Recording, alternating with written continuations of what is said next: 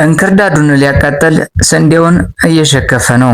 ባለፈው ጳጉሜን ወር እንዲያው ሱባኤ ባይባልም እንደ ነገሩ ገዳም ተቀምጬ ሳለ አምስቷ ቀን ስትፈጸም ድንገት አንድ ታላቅ መምህር እንዳረፉ ሰማሁ። የኔታ መጋቤ ምስጢር ተሾመ በጎንደር ሐመረነ ሰለስቱ ምዕት ቤተክርስቲያን የመጻሕፍት መነኮሳት ምስክር መምህር ናቸው። ያን ጊዜ ራሳቸውን የኔታ ከ5 ዓመት በፊት ሌላ ትልቅ ሰው ሲያርፍ የተናገሩትን ቃል አስታውሼ ቀጣዩን አንቀጽ ጻፍ። ቢሆንም ከለቅሷቸው ባልገኝም አልቅሼ ጽፌ ተውኩት እንጂ አደባባይ አላወጣሁትም ነበር። ዛሬ ግን ሌላው አይናማ ሊቅ ሲጨመሩ አቅም ቢያንሰኝ አወጣሁት። ስንዴውን እየሸከፈ ነው። ጌታ ራሱን ከመሰለበት ምሳሌዎች ንጹሕ ዘር በሚዘራ ገበሬ ነው። እርሻውም ይህ ዓለም፣ ዘሩም ወንጌል ነው። እንክርዳድም ክፋት ዘሪውም ዲያብሎስ ነው። እንክርዳዱም የሚዘራው ሰዎቹ ሲተኙ ነው። ሰዎቹ ያላቸው ታላላቁ የእግዚአብሔር ሰዎች ናቸው። ማንቀላፋታቸው እረፍታቸው ሲሆን ሰዎቹ ሲተኙ እንክርዳድ መዝራቱ፣ ታላላቆቹ ሲያርፉ በዲያብሎስና ግብረ አበሮቹ አዲስ እንክርዳድ ስርዓት ይዘራልና አብረውም እስከ መከር ይቆያሉ። መከሩ የዚህ ዓለም ማለቅ ሆኖ አጫጆቹም መላእክት ናቸውና ያን ጊዜ ንጉሥ ስንዴውን ከእንክርዳዱ የሚያበጥርበት የማያሳስት ስልጣን የተባለ ነፋስ አለው። እንክርዳዱን በእሳት አቃጥሎ ስንዴውን በመንግስተ ሰማያት ጎተራ ይሰበስባል ነበር የተማርነው። የሥጋ ዓይን ሳይኖራቸው በነፍሳቸው የሚያዩት የኔታ መጋቤ ምስጢር ተሾመ ደግሞ አሁንም ስንዴውን እየሸከፈ ነው አሉ። መጽሐፈ መነኮሳትን ከእርሳቸው እየሄድኩ ሳለ ወንበር እንዳበቃ አንድ ትልቅ ሰው እንዳረፉም ሰማን። የኔታም ካዘኑ በኋላ አይ እግዚአብሔር እኮ እንክርዳዱን ለማቃጠል ስንዴውን አስቀድሞ እየሸከፈ ነው አሉ። ምን ማለት ነው የኔታ ስላቸው፣ ሰው ከፍቷል አልመለስ ብሏል። ስለዚህ ወዳጆቹን አስቀድሞ ሸካክፎ በመከራ ሰዓት ሊገርፈን ይመስለኛል አሉ። ያን ጊዜም ጦርነት ውስጥ ነበርን። አሁንም እንደዚያው የመከራው እሳት እየገረፈን አለን። በጊዜው ተጨንቄ አሁንም የሚሆነውን ሁሉ እያሰብኳቸው ሳለ እንዳረፉ ሰማሁ። የኔታ አሁን ደግሞ አንዱን ምርጥ ስንዴን እርስዎን ወሰደ። እርስዎ ከሌሉ የታሪክ እንክርዳድ ሲዘራ ማን ያቀናል? በመጣን ቁጥር የማይዘጋ ቤት የማን አለ? ለትንሽ ለትልቁ የማይሰለች አንደበት ወዴት አለ? ታሞ የሚስቅልን አባት ወዴት እናገኛለን? ሰውነቱ ከአልጋ ተጣብቆ በደዌ ተይዞ የሚያስተምር ትዕግስተኛ መምህርስ?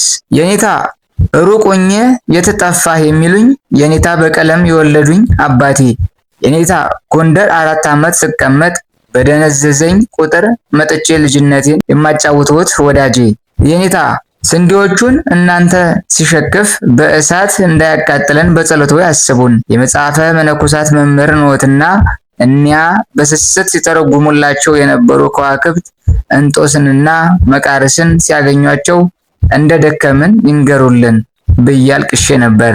ዛሬ ደግሞ የክብረ ደናግል እናዳ ቅድስት ማርያም አበምኔት የቅኔው የመጽሐፍተ ብሉያትና ሐዲሳት የአቡሻህር የፍትሐ ነገሥቱ ሊቅ የኔታ ይባቤ በላይ እንዳረፉ ከወንበር በኋላ ሰማሁ።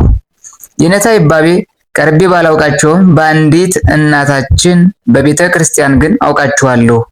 እውነትን ትክ ብሎ የሚያይ የነፍስ ዓይን ያላቸው፣ የአድር ባይነትን ካባ የናቁ፣ ሳይማር መድረክ የያዘውን ፈር የሚያስይዙ፣ በዓታቸውን አጽንተው በገዳማቸው የሚኖሩ መምህር እንደሆኑ ሰምቻለሁ። በሳይንስ ከተራቀቁ ምሁራን እስካልተማረው በጸሎታቸው የሚያስጠጉ፣ በሊቅነታቸው ወደ ላይ የራቁ ቢሆንም ለሕዝቡ ደግሞ እምባባሽ ቅርብ አባት ነበሩ። የኔታ ይባቤን የመጽሐፍትን ግብር የሚያውቁ መምህራንን በተጋድሎ ምጥ በሊቅነት አብራክ እንዳስገኙ አብረውኝ በሰበኩ ልጆቻቸው አውቃቸዋለሁ።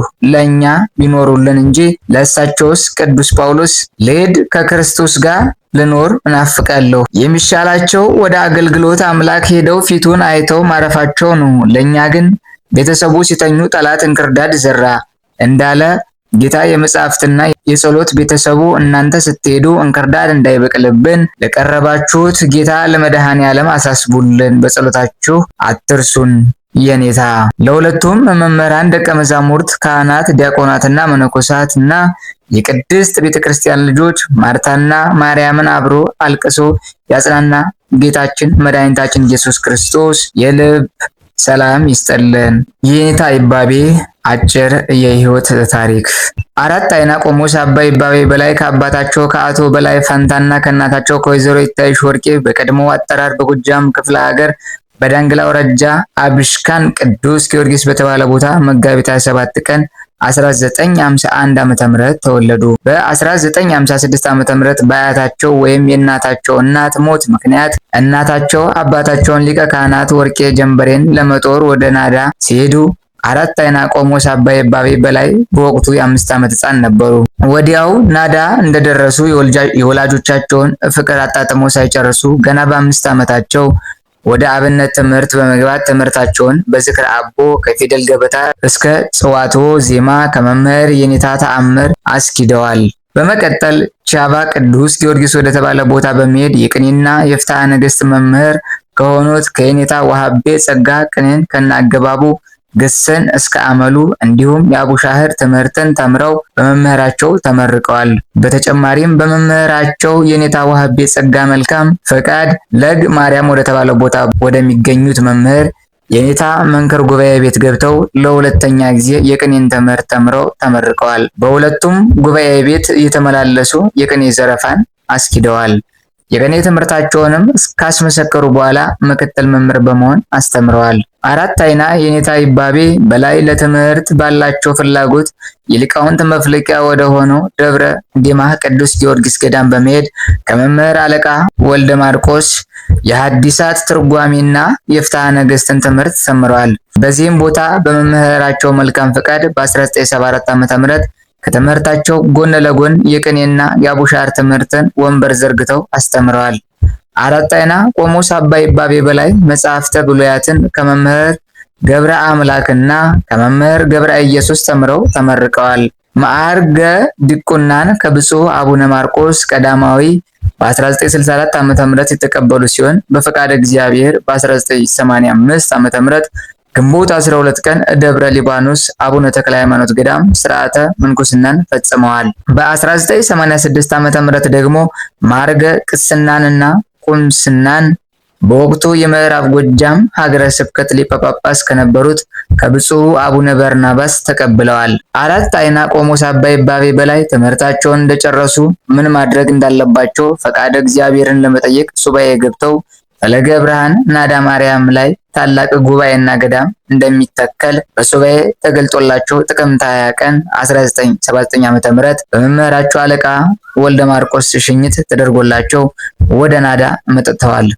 እንደመጡም ቀድሞ በሱባኤ የተረዱትን ሐሳብ እግዚአብሔር በቦታው የነበሩ አንዲት ባህታዊት እናት በዚህ ቦታ ታላቅ ገዳምና ጉባኤ ቤት እንዲመሰረት ደግመው ነግረዋቸዋል። አራት አይና ቆሞስ አባ ይባቤ በላይ ከ1974 እስከ 1978 ዓ.ም ለአራት ዓመታት ከአለቃ ወልደ ማርቆስ እየተማሩ ቅኔና አቡሻህርን ከ1979 እስከ 2018 ዓ.ም ለ39 ዓመታት በድምሩ ከ44 ዓመት በላይ ከ25000 እስከ 30000 ደቀ መዛሙርትን በማስተማር በርካታ ሊቃውንተ ቤተክርስቲያንን አፍርተዋል። አራት አይና ቆሞስ አባ ይባቤ በላይ በተወለዱ በ67 ዓመታቸው ህዳር 21 ቀን 2018 ዓ.ም ከዚህ ዓለም ድካም አርፈዋል። ስርዓተ ቀብራቸውም ብፁዓን ሊቃነ ጳጳሳት ከሩቅም ከቅርብም የተገኙ ዘመድ ወዳጆቻቸው ያስተማሯቸው ሊቃውንተ ቤተክርስቲያን ከተለያዩ ቦታዎች የሄዱ የመንፈስ ልጆቻቸው በተገኙበት ለ40 ዓመታት በጸለዩበት ብዙ ተጋድሎ በፈጸሙበትና ወንበር ዘርግተው ባስተማሩበት በክብረ ደናግል ናዳ ቅዱስ ላሊበላ አንድነት ገዳም ህዳር 23 ቀን 2018 ዓ.ም ተፈጽሟል።